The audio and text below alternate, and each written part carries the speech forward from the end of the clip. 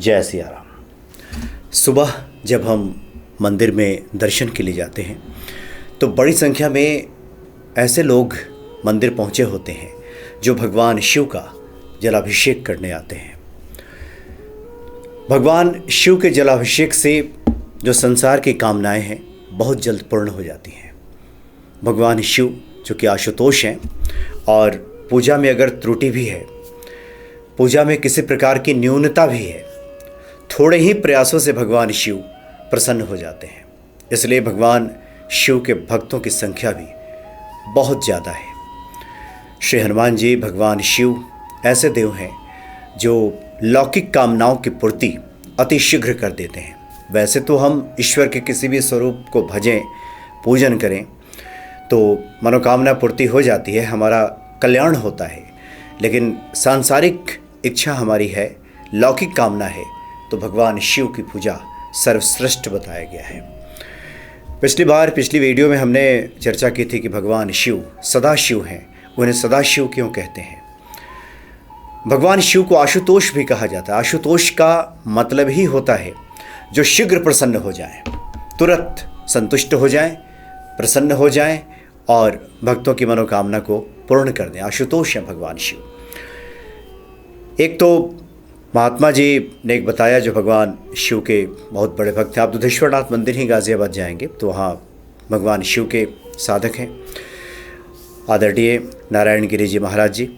तो ऐसे संतों का तो साफ तौर पे कहना होता है कि अगर कोई शिव शिव ही भजता रहे, सिर्फ शिव, और 1.25 लाख अगर उसका जप पूरा हो गया जाने अनजाने में, ये आवश्यक नहीं कि हम माला लेकर के बैठ जाएं और उसके बाद ही जपें। हम संसार का कोई भी कार्य करते हुए सिर्फ शिव शिव ही जपते रहें और अनजाने में भी अगर ये 1.25 लाख जप अगर पूरा हो गया है तो फिर ये हमें फल प्रदान करने लगता है। जो भी हमारी इच्छा होती है पूर्ण हो जाती है। अगर कोई व्यक्ति चिंतातुर हो, किसी चिंता में फंसा हुआ हो, कोई सांसारिक काम उसका रुक गया हो, तो बताया जाता है कि आप शांत चित्त बैठ करके, बिल्कुल स्थिर बैठ करके, जहाँ कहीं भी हैं वहीं शांत चित्त बैठ करके, आंख मूंद करके शिव शिव का जप करना शुरू करते हैं श्रद्धा भाव से, तो 10 मिनट के भीतर ही आपको अपार शांति का अनुभव होता है और एक भरोसा बढ़ता है कि जो सांसारिक मुश्किलें हैं, जो परेशानियां हैं, उसे भगवान शिव दूर कर देंगे। ये अनुभव की बात है। बहुत से साधकों ने, भक्तों ने, महात्माओं ने इस बात को कहा है कि लौकिक कामना अगर है तो भगवान शिव की पूजा से बढ़कर कुछ भी नहीं है। ये तुरंत का तुरंत आपको मिल जाता है। लेकिन इसके लिए बहुत आवश्यक है कि हम भगवान शिव की महिमा से भी परिचित हों। कोई भी उपाय, कोई भी पूजा पाठ तभी अपना पूर्ण फल प्रदान करता है जब हम उक्त देवता के, यानी जिस देवता की हम आराधना कर रहे हैं, उसकी महिमा से भी हम परिचित हों।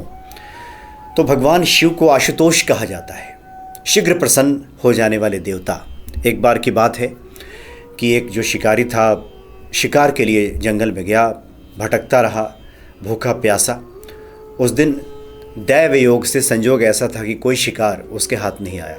शाम हो गई और संजोग से उस दिन शिवरात्रि थी, त्रयोदशी शिवरात्रि थी उस दिन। तो संध्या काल में उसने सोचा कि अब कहाँ जाएं, गांव की तरफ लौटना भी बहुत मुश्किल। तो उसने ये सोचा कि इस वन में ही आश्रय लिया जाए। तब तक उसे उस निर्जन वन में एक मंदिर दिखाई दिया। एक शिवालय था, पुराना शिवालय। वहाँ काफ़ी कम लोग आते जाते थे। कभी वो रहा होगा, वहाँ रौनकता रही होगी, लेकिन अब वहाँ काफ़ी कम लोग आते जाते थे। तो उसने सोचा कि एक तो मंदिर है, यहाँ पे आश्रय मिल जाएगा और हो सकता है कि कोई भक्त वहाँ पे फल मूल लाकर भगवान शिव को चढ़ाया हो, भेंट किया हो, तो जो भूख लगी है भूख भी मिट जाएगी, क्षुधा पूर्ति हो जाएगी। यह सोच करके वो उस शिवालय के भीतर चला गया। भगवान शिव वहाँ विराजमान थे शिवलिंग के रूप में। लेकिन वो चूँकि शिकारी था, उसका ध्यान तो अपने शिकार पे था, उसे भला भक्ति से क्या लेना देना। उसका ध्यान अचानक एक छत्र पे गया जो किसी भक्त ने सोने का छत्र भगवान शिव को चढ़ाया था। तो उसने सोचा कि इस छत्र को अगर चुरा लिया जाए तब तो उसको बेचेंगे बाज़ार में तो अच्छी कीमत मिल जाएगी और उसके बाद तो जो परेशानी है वो दूर हो जाएगी, काफ़ी धन मिल जाएगा। ये सोचकर वो छत्र उतारने के लिए भगवान शिव यानी शिवलिंग पे ही पैर रख करके खड़ा हो गया कि वो उतार ले ऊपर से। एक कथा तो ये भी आती है कि एक जो बहेलिया था वो पेड़ पे था और उसके बाद नीचे ही शिवलिंग था और उसके तरकश में तीर और जल लेकर के वो चढ़ा था। तो जब जब वो हिलता था तो जल नीचे गिरता था और भगवान शिव का जलाभिषेक हो गया। लेकिन ये कथा भी आती है कि कैसे भगवान शिव आशुतोष हैं, कैसे शीघ्र प्रसन्न हो जाते हैं।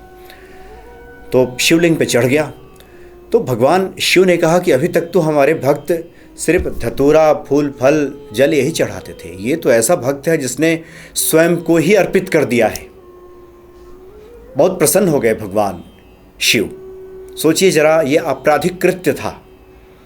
शिवलिंग पे पैर रख करके चढ़ जाना यह आपराधिक कृत्य है, इसकी कोई क्षमा नहीं है। लेकिन भगवान शिव कितने दयालु हैं, आशुतोष हैं, शीघ्र प्रसन्न हो जाते हैं। और इस आपराधिक कृत्य के बावजूद वो प्रसन्न हो गए उस शिकारी पे और प्रकट हो गए और कहा कि मांगो तुम्हें क्या चाहिए।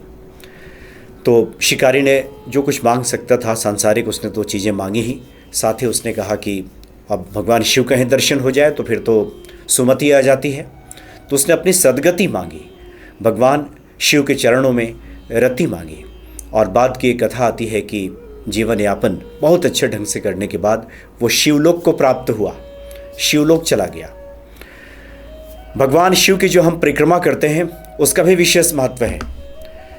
जहाँ शिवलिंग है वहाँ पे आधी परिक्रमा की बात की जाती है, जो कि जो जलधारा वहाँ से निकलती है, जो हम जल अर्पित करते हैं। तो ये जो जलाधारी है ये माँ गंगा माना जाता है कि ये गंगा के स्वरूप हैं और गंगा का कभी उल्लंघन नहीं किया जाता, यानी गंगा को लांघा नहीं जाता गंगा को। तो इसलिए आधी परिक्रमा की बात की गई है कि जहाँ पे शिवलिंग हो वहाँ पे आधी परिक्रमा करें और जो जलधारा निकलती है वहाँ से आप वापस आ जाएं। कथा इस बात की आती है, ये भगवान शिव के दयालुता को लेकर के ये बातें हो रही हैं, कितने दयालु हैं और कितनी जल्दी प्रसन्न हो जाते हैं। कि एक बार एक बिल्ली ने खरगोश का पीछा किया, शिकार, खरगोश सोचा कि उसका शिकार किया जाए, उसका पीछा किया और खरगोश जान बचाकर भागा। भागते भागते वो एक देवालय में जा पहुंचा। वहाँ पे शिवलिंग, भगवान शिव वहाँ पे विराजमान थे। भाग तो रहा था वो बिल्ली से जान बचाने के लिए, लेकिन गलती से वो परिक्रमा मार्ग पे आ गया जहाँ पे भगवान शिव विराजमान थे, जहाँ पे शिवलिंग।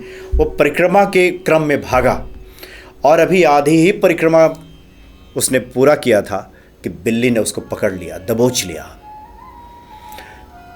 लेकिन तब तक तो आधी परिक्रमा पूरी हो चुकी थी।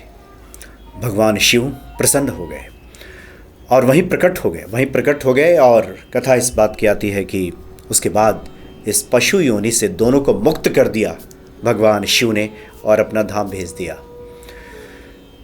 तो ईश्वर की जितनी प्रतिमूर्तियां हैं, जो भी स्वरूप है, उसमें सबसे ज़्यादा भगवान शिव के शीघ्र प्रसन्न हो जाने की और दयालुता की बातें सामने आती हैं। अति शीघ्र प्रसन्न हो जाते हैं, थोड़े में ही प्रसन्न हो जाते हैं।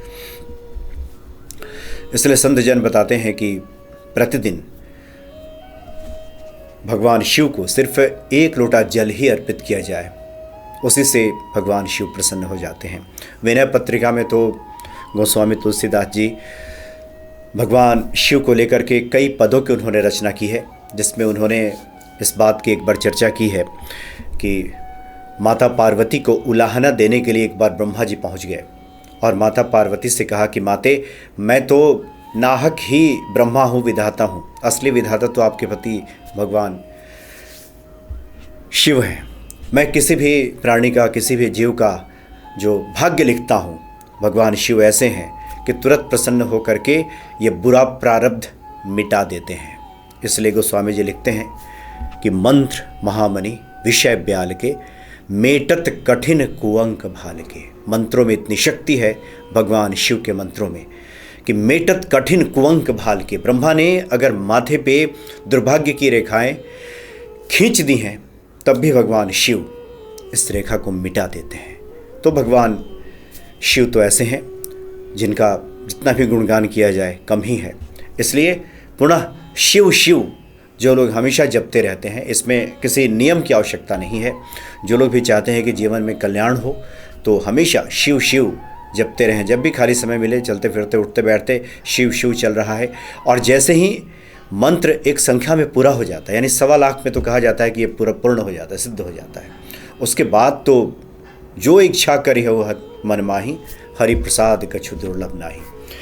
तो ऐसे लोगों के लिए फिर कुछ भी दुर्लभ नहीं रह जाता संसार में। ऐसे आशुतोष हैं भगवान शिव। आगे की कड़ियों में भी भगवान शिव के कुछ अद्भुत उपायों की हम बात करेंगे। जय सिया राम।